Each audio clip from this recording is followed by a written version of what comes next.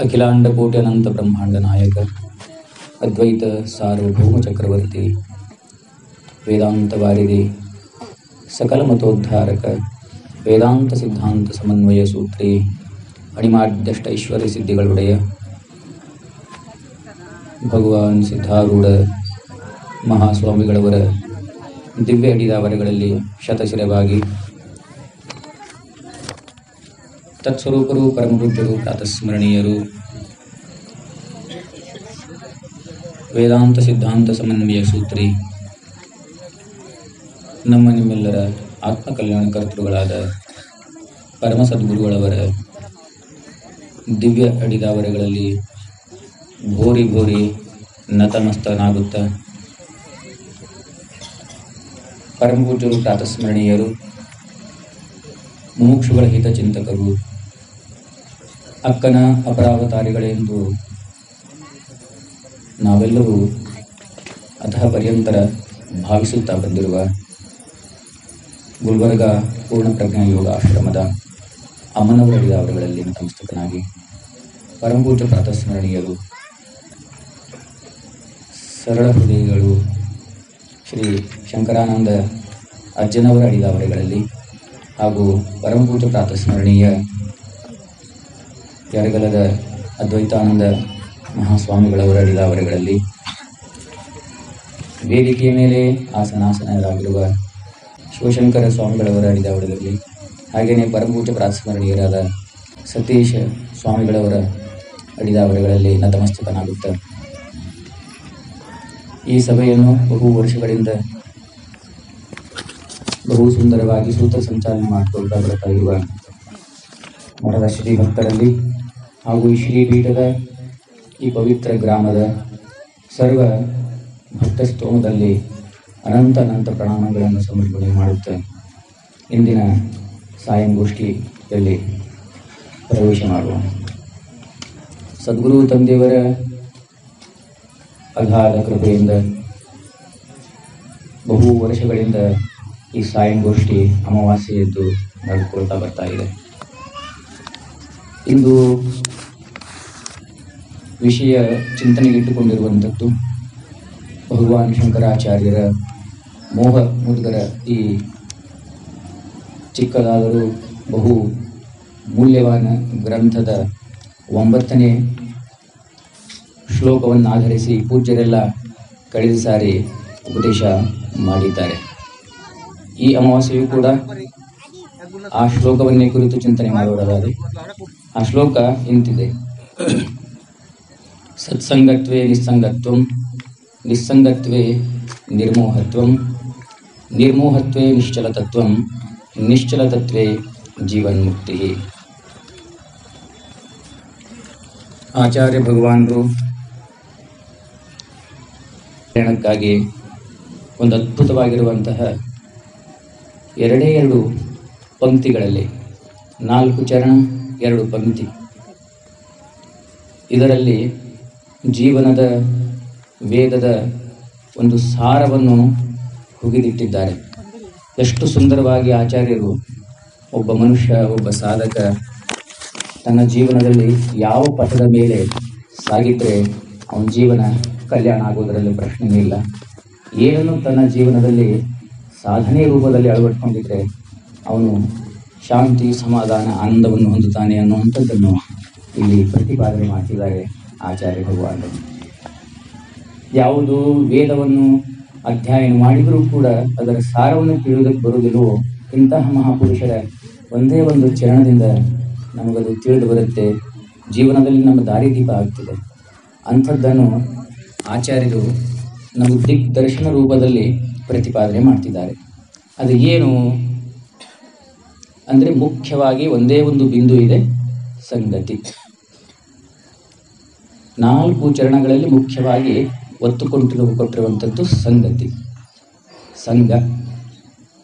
ದೊಡ್ಡವರು ತಿಳಿದವರು ಹೇಳಿದರು, ನಮ್ಮ ಮನೆಯಲ್ಲಿ ತಂದೆ ತಾಯಿಗಳು ಹೇಳಿದರು, ಶಾಲೆ ಕಾಲೇಜಿನಲ್ಲಿ ಗುರು ಹಿರಿಯರು ಶಿಕ್ಷಕರು ಹೇಳಿದರು, ಹೊರಗಡೆ ಬಂದಾಗ ಅಲ್ಲಿ ಇಲ್ಲಿ ಎಲ್ಲಾದರೂ ಕೂತಾಗ ನಮ್ಮ ಗೆಳೆಯರು ಹೇಳಿದರು, ಹಿತೈಷಿಗಳಾದವರು, ಹೋಗುವಾಗ ಎಲ್ಲರೂ ಕೂತವರು ದಾರಿ ದೀಪ ಏನಾಗ್ತಾರೆ ಜೀವನಕ್ಕೆ ಅಂಥವ್ರು ತಿಳಿದವರು ಬುದ್ಧಿಮಾನ್ ವ್ಯಕ್ತಿಗಳು ಹೇಳಿದ್ರು ಏನಂತ, ಸಂಗತಿ ಸಂಘ ಒಳ್ಳೇದಿರಬೇಕು ಜೀವನದಲ್ಲಿ.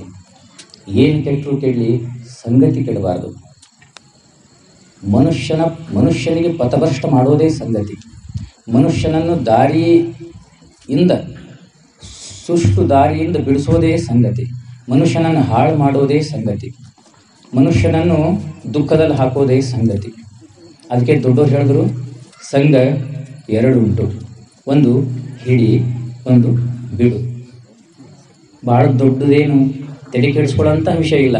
ಸಂಗತಿ ಎರಡುಂಟು, ಸಂಘ ಎರಡುಂಟು, ಒಂದು ಹಿಡಿ, ಒಂದು ಬಿಡು. ಪ್ರಶ್ನೆ ಉತ್ಪತ್ತಿ ಆಗ್ತದ, ಏನನ್ನು ಹಿಡಿಬೇಕು, ಏನನ್ನು ಬಿಡಬೇಕು. ಎರಡದ ನೋಡಿ, ಒಂದು ಹಿಡಿ, ಒಂದು ಬಿಡು. ಸಂಸಾರ ಹಿಡಿಬೇಕು, ಸಂಸಾರ ಬಿಡಬೇಕು. ಹೆಂಡತಿ ಗಂಡನಿಗೆ ಹಿಡಿಬೇಕು, ಗಂಡ ಹೆಂಡತಿಗೆ ಹಿಡಿಬೇಕು, ಬಿಡಬೇಕು. ಗೆಳೆಯ ಪರಸ್ಪರ ಗೆಳೆಯರಿಗೆ ಹಿಡಿಬೇಕು, ಬಿಡಬೇಕು. ಅಥವಾ ಸ್ಥೂಲವಾಗಿರುವಂಥ ವಸ್ತುಗಳನ್ನು ಹಿಡಿಬೇಕು, ಬಿಡಬೇಕು. ಎರಡೇ ಅದಾವೆ ಇಲ್ಲಿ ಜೀವನದಲ್ಲಿ. ಇದು ಹೇಗದ ಅಂದರೆ, ಆ ಕಡೆ ಹಿಡಿಯೋದಕ್ಕೂ ಆಗೋದಿಲ್ಲ, ಈ ಕಡೆ ಬಿಡೋದಕ್ಕೂ ಆಗೋದಿಲ್ಲ. ಪೂರಾ ಬಿಡ್ತೀರಾ ಅಂದರು ದೊಡ್ಡವರಂದರು, ಅದರಿಂದ ಸಾಧನೆ ಆಗೋದಿಲ್ಲಪ್ಪ ಪೂರ್ಣ ಬಿಡೋದ್ರಿಂದ. ಸಂಸಾರವನ್ನು ಬಿಟ್ಟು ಎಲ್ಲಿಗೆ ಹೋಗ್ತೀಯ? ಹೋಗೋದಾದರೂ ಯಾಕಡೆ ಸಂಸಾರವನ್ನು ಬಿಟ್ಟು ಎಲ್ಲಿಗೆ ಹೋದರೂ ಸಂಸಾರ ನಮ್ಮ ಜೊತೆನೇ ಇರುತ್ತೆ. ಒಂದು ಬಾಹ್ಯ ಸಂಸಾರದ ಬಾಹ್ಯ ರೂಪದಲ್ಲಿ ತ್ಯಾಗ ಮಾಡಿದ್ರು ಕೂಡ ಆಂತರಿಕ ಒಂದು ಸಂಸಾರ ನಮ್ಮ ಜೊತೆನೇ ಇರ್ತದೆ. ಯಾವ್ದು ಹಿಡಿಬೇಕು, ಯಾವ್ದು ಬಿಡಬೇಕು. ದೊಡ್ಡವರು ಬಹಳ ಚೆನ್ನಾಗಿ ಹೇಳಿದ್ದಾರೆ, ಒಂದು ಹಿಡಿಬೇಕಂತೆ, ಒಂದು ಬಿಡಬೇಕಂತೆ.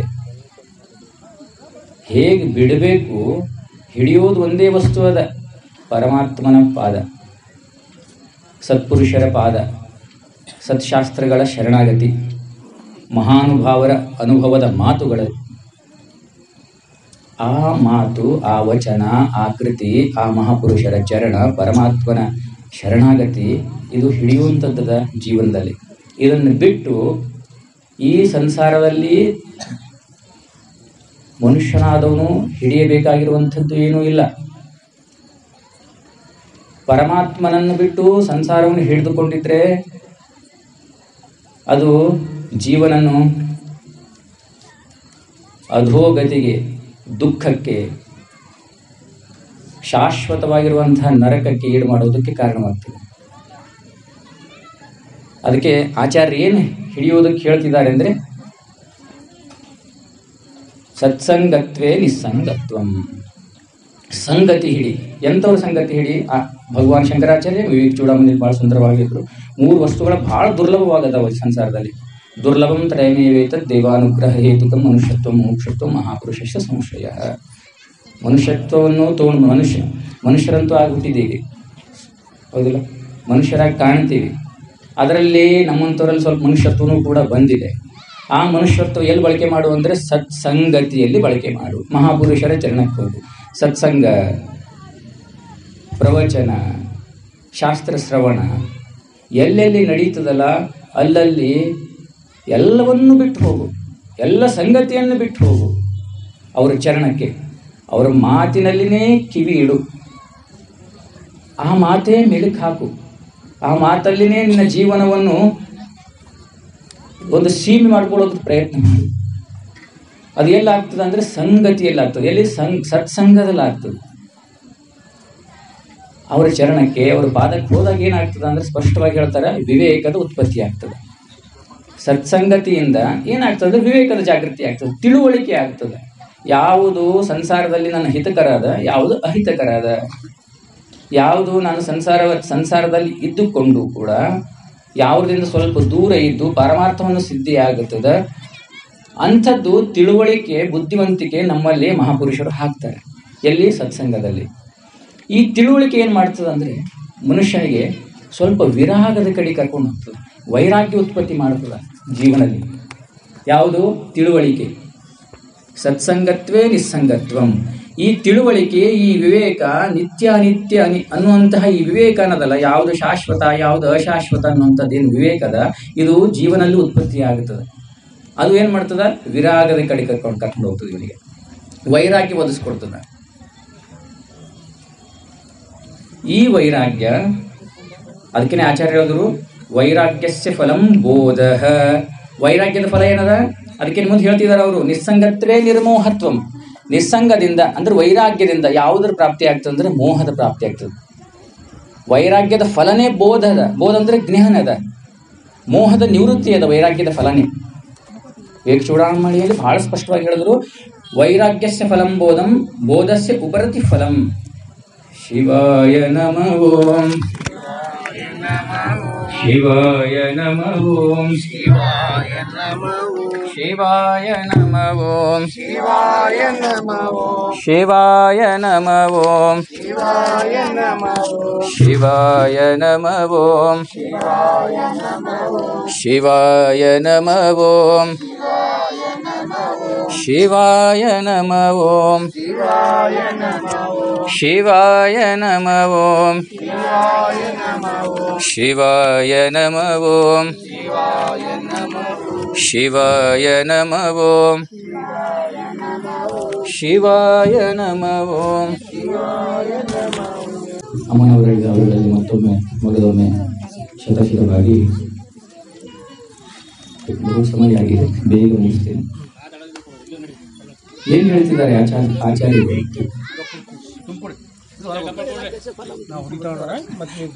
ಸತ್ಸಂಗತ್ವೇ ನಿಸ್ಸಂಗತ್ವಂ, ನಿಸ್ಸಂಗತ್ವೇ ನಿರ್ಮೋಹತ್ವಂ. ಸತ್ಸಂಗದಿಂದ ವಿವೇಕ ಜಾಗೃತಿ ಆಗ್ತದೆ. ಆ ವಿವೇಕದಿಂದ ವೈರಾಗ್ಯದ ಪ್ರಾಪ್ತಿ. ಆ ವೈರಾಗ್ಯದಿಂದ ಅಂದರೆ ವೈರಾಗ್ಯ ಪ್ರಾಪ್ತ ಆಗಬೇಕಾಗಿದ್ರೆ ಮೋಹ ದೂರ ಆಗಬೇಕು. ವೈರಾಗ್ಯದ ಫಲನೇ ಬೋಧದ. ಬೋಧ ಅಂದ್ರೇನೆ ಎಲ್ಲಿ ಬೋಧ ಉತ್ಪತ್ತಿ ಆಗ್ತದಲ್ಲ ಅಲ್ಲಿ ಮೋಹ ಕ್ಷೀಣ ಆಗ್ತದ. ಬೋಧ ಉತ್ಪತ್ತಿ ಎಲ್ಲ ಆಗ್ತದೆ ಅಲ್ಲಿ ಮೋಹದ ಕ್ಷೀಣತೆ ಪ್ರಾರಂಭ ಆಗ್ತದೆ. ಈ ಮೋಹ ಯಾವಾಗ ಕ್ಷೀಣ ಆಗ್ತದೆ ಜೀವನ ಅಂತಃಕರಣದಲ್ಲಿರುವಂತಹ ಮೋಹ ಯಾವುದೇ ಪ್ರತಿ ಇರಲಿ, ಮನೆಯ ಪ್ರತಿ ಇರಲಿ, ಹೆಂಡತಿ ಪ್ರತಿ ಇರಲಿ, ಆಸ್ತಿ ಹೊಲ ಯಾವುದ್ರ ಪ್ರತಿನೇ ಏನು ಮೋಹ ಅದಲ್ಲ ಅಂತಃಕರಣದಲ್ಲಿ ಅದು ಕ್ಷೀಣ ಆಗೋದಕ್ಕೆ ಪ್ರಾರಂಭ ಆಗ್ತದೆ. ಇದರಿಂದ ನಿರ್ಮೋಹತ್ವೇ ನಿಶ್ಚಲ ತತ್ವಂ. ಯಾವಾಗ ಮೋಹದ ಕ್ಷೀಣ ಆಗ್ತದ ಆವಾಗ ಗುರು ಕೊಟ್ಟಿರುವಂತಹ ಜ್ಞಾನದಲ್ಲಿ, ಆ ಬೋಧದಲ್ಲಿ, ಆ ತಿಳುವಳಿಕೆಯಲ್ಲಿ ಇವನ ಚಿತ್ತ ಪ್ರಶಾಂತವಾಗೋದಕ್ಕೆ ಪ್ರಾರಂಭ ಆಗ್ತದೆ. ಯಾವುದು ಕೊಟ್ಟಿರ್ತಾನೆ ಸದ್ಗುರುನಾಥ ಬೋಧ? ಗುರುನಾಥ ಮೊದಲೇ ಕೊಟ್ಟಿದ್ದಾನೆ. ಎಲ್ಲಿ ಯಾವಾಗ ಶರಣಾಗತಿ ಆಗಿದ್ದಾನಲ್ಲ ಜೀವ, ಅವಾಗೇ ನಿತ್ಯಾನಿತ್ಯ ಅನ್ನುವಂತಹ ವಿವೇಕ. ಯಾವುದು ಶಾಶ್ವತ ಅದ ಈ ಪ್ರಪಂಚದಲ್ಲಿ, ಯಾವುದು ಅಶಾಶ್ವತ ಅದ, ಯಾವುದು ಸ್ವಯಮೇವವಾಗಿರುವಂತಹ ನಮ್ಮ ಸ್ವರೂಪನೇ ಅದ, ಯಾವುದು ನಮ್ಮ ಸ್ವರೂಪ ಅಲ್ಲ ಅನ್ನುವಂತಹ ಬೋಧ ಗುರುನಾಥ ಮೊದಲೇ ಪ್ರದಾನ ಮಾಡಿದ್ದಾನೆ. ಆ ಬೋಧದಲ್ಲಿ ಜೀವನ ಚಿತ್ತ ಸ್ಥಿರ ಆಗೋದಕ್ಕೆ ಪ್ರಾರಂಭ ಆಗ್ತದೆ. ಹೌದಿಲ್ಲ? ಈ ಸ್ಥಿರ ಆಗಿರುವಂಥ ಚಿತ್ತ ಒಂದು ಕಾಲಕ್ಕೆ ಪರಿಪಕ್ವ ಆಯಿತು. ಯಾವುದೇ ಸಂಸಾರದ ಏನೇ ತಾಪತ್ರಯ ಬಂದರೂ ಕೂಡ ಆ ಚಿತ್ತ ಅಳಗಾಡಿಲ್ಲ. ಗುರುವಿನ ಪಾದದಿಂದೇ ಆಗಲಿ, ಪರಮಾತ್ಮನ ಭಕ್ತಿಯಲ್ಲಿಯೇ ಆಗಲಿ, ಗುರುವಿನ ಚರಣದಲ್ಲಿ ಆಗಲಿ, ಆ ಸದ್ಗುರುನಾಥ ಕೊಟ್ಟಿರುವಂತಹ ಬೋಧದಿಂದ ಆ ಚಿತ್ತ ಯಾಕಡೂ ಸರಿಲಿಲ್ಲ ಅಂದರೆ ಆ ಚಿತ್ತ ಸ್ಥಿರ ಆಗ್ಯದ. ಅಲ್ಲಿ ಅವಸ್ಥೆ ಅನುಭವ ಬರ್ತದೆ, ಯಾವುದೇ ಜೀವನ ಮುಕ್ತಿ. ಏನೇ ಬರಲಿ ಮನಸ್ಸು ಸದಾಕಾಲ ಶಾಂತಿ ಇರ್ತದೆ. ಎಂತಹ ದುಃಖ ದುಮ್ಮಾನಿಗಳೇ ಅವನಿಗೆ ಶರೀರದ ಮೇಲೆ, ಅಂತಃಕರಣ ಮೇಲೆ ಎಷ್ಟು ಪ್ರಭಾವ ಮಾಡಿದ್ರೂ ಕೂಡ ಅವನಿಗೆ ಏನೂ ಆಗೋದಿಲ್ಲ. ಅಂಥ ಸ್ಥಿತಿ ಆ ಗುರುನಾಥನ ಕೃಪೆಯಿಂದ ಆಗ್ತದೆ. ಅಜ್ಜನವರ ಚರಿತ್ರೆಯಲ್ಲಿ ತಾವೆಲ್ಲ ಪ್ರಚುರ ಮಾತ್ರ ಎಲ್ಲರೂ ನೋಡ್ತೀರಿ. ಅದಕ್ಕೆ ಸಂಗತಿ ಬಹಳ ಮಹತ್ವದ. ಒಂದು ಚಿಕ್ಕ ದೃಷ್ಟಾಂತ ಹೇಳಿ ನನ್ನ ವಾಣಿಗೆ ವಿರಾಮ ಮಾಡ್ತೀನಿ. ನಾರದರು ಈ ಸಂಗತಿಯನ್ನು ಕುರಿತು, ಸತ್ಸಂಗವನ್ನು ಕುರಿತು ಬಹಳ ಸುಂದರವಾಗಿ ಮಹಾಭಾರತದಲ್ಲಿ ಒಂದು ದೃಷ್ಟಾಂತ ಬರ್ತದೆ. ಕೃಷ್ಣ ಪರಮಾತ್ಮನ ಕುರಿತು ನಾರದರು ಪ್ರಶ್ನೆ ಮಾಡ್ತಾರೆ, ಹೇ ಪರಮಾತ್ಮ, ಸತ್ಸಂಗದ ಬಗ್ಗೆ ಇಷ್ಟೊಂದು ಕೊಂಡಾಡ್ತವೆ ಶಾಸ್ತ್ರಗಳು, ಮಹಾಪುರುಷರೆಲ್ಲ, ಜ್ಞಾನಿಗಳೆಲ್ಲ, ಯಾಕೆ ಇಷ್ಟೊಂದು ಕೊಂಡಾಡ್ತೀರಾ ಸತ್ಸಂಗವನ್ನು ಕುರಿತು ಅಂದಾಗ ಪರಮಾತ್ಮ ಹೇಳ್ದ, ಏನಿಲ್ಲ, ಅಲ್ಲೊಂದು ಸಮುದ್ರದ ತಟ ಇದೆ, ಯಮುನಾ ನದಿ ಇದೆ. ಅಲ್ಲೊಂದು ತಟದ ಮೇಲೆ, ದಡೆಯ ಮೇಲೆ ಒಂದು ಕೊಚ್ಚೆಯೊಳಗೆ ಒಂದು ಚಿಕ್ಕ ಹುಳ ಇದೆ. ಆ ಹುಳವನ್ನು ಕೇಳ್ಕೊಂಡು ಬಾ, ಅದು ಹೇಳ್ತದೆ. ನಾರದರು ಬರ್ತಾರೆ ಕೆಳಗಡೆ. ಅಲ್ಲೇ ದಂಡೆ ಮೇಲೆ ಕೊಚ್ಚೆಯೊಳಗಿರುವಂಥ ಒಂದು ಹುಳ ಕೇಳ್ತಾರೆ. ಅದು ಮಾತಾಡ್ಬೇಕಲ್ರಿ ಹುಳ. ನೀವು ಯಾವುದಾದ್ರೂ ಹುಳ ಜೊತೆ ಮಾತಾಡ್ತಿದ್ದಾರೆ. ಅಲ್ಲೇ ಜಲ ತಗೊಂಡು ಪ್ರೋಕ್ಷಣೆ ಮಾಡ್ತಾನೆ. ನಾರದ ಅಂದರೆ ಏನು? ಮಾನಸ ಪುತ್ರ, ಅದು ಬ್ರಹ್ಮದೇವರದ್ದು. ಶಕ್ತಿಪಾತ ಮಾಡಿ ಅದಕ್ಕೆ ವಾಣಿ ಕೊಡ್ತಾನೆ ನಾರದದೇವ. ವಾಣಿ ಕೊಟ್ಟ ಕೂಡಲೇ ಅದು ಕ್ರಿಮಿ ಹೇಳುತ್ತೆ, ಪ್ರಶ್ನೆ ಮಾಡ್ತಾರೆ, ಸತ್ಸಂಗದ ಫಲ, ಸತ್ಸಂಗ ಅಂದರೆ ಏನು, ಸತ್ಸಂಗದ ಫಲ ಏನು, ಸ್ವಲ್ಪ ನನಗೆ ಹೇಳ್ತೀಯಾ ಅಂದರೆ ಅದು ಹುಳ ಹೇಳುತ್ತೆ, ಏನಿಲ್ಲ, ಒಂದು 7 ದಿವಸದ ನಂತರ ನಾನು ಮತ್ತೆ ಭೇಟಿಯಾಗು, ಇದೇ ವೃಕ್ಷದ ಮೇಲೆ, ಇಲ್ಲೇ ಒಂದು ವಟವೃಕ್ಷವಿದೆ, ಬಿಲ್ಲುಪತ್ರೆ ವೃಕ್ಷ ಇದೆ, ಅದರ ಮೇಲೆ ಒಂದು ಪಕ್ಷಿ ಕುಳಿತಿರ್ತದೆ, ಆ ಪಕ್ಷಿ ನನಗೆ ಹೇಳುತ್ತೆ 7 ದಿವಸದ ನಂತರ ಬಾ ಅಂತ.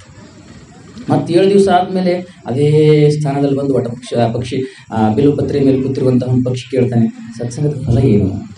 ಆ ಪಕ್ಷಿ ಹೇಳ್ತದೆ ಮತ್ತು ಹೊಳ್ಳೆಯವನಿಗೆ, ಏನಿಲ್ಲ ನಾರದರೆ, ನಾನು ಇದೇ ಊರಿನಲ್ಲಿ ಒಬ್ಬ ಸಾಹುಕಾರ, ಒಬ್ಬ ರಾಜನ ಮನೆಯಲ್ಲಿ ಜನ್ಮ ಎತ್ತೀನಿ, ಜನ್ಮ ಎತ್ತಿರುವ ಆ ತೊಟ್ಟಲೊಳಗಿರುವಂತಹ ಕೂಸಿಗೆ ಬಂದು ಕೇಳಿ 7 ದಿವಸ ನಂತರ ಅದು ನಿಮ್ಗೆ ಗೊತ್ತಾಗಿ ಹೇಳುತ್ತೆ ಅಂತ. ಮತ್ತು 7 ದಿವಸ ನಂತರ ಆ ಸಾಹುಕಾರ ಮನೆಗೆ ಹೋಗ್ತದೆ.